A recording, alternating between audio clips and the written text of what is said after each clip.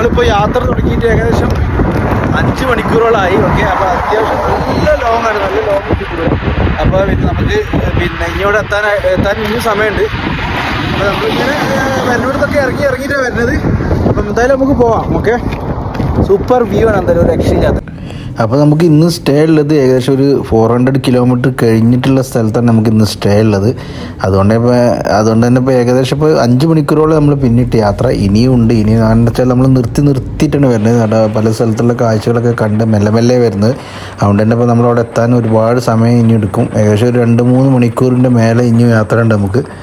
എന്തായാലും പക്ഷേ ബോറടിക്കുന്നില്ല. നല്ല അടിപൊളി കാഴ്ചകൾ, 2 ഭാഗത്തും നല്ല സൂപ്പർ വ്യൂ ആയിട്ടുള്ള അടിപൊളി വ്യൂസൊക്കെ കണ്ടിട്ടാണ് നമ്മൾ പോണത്.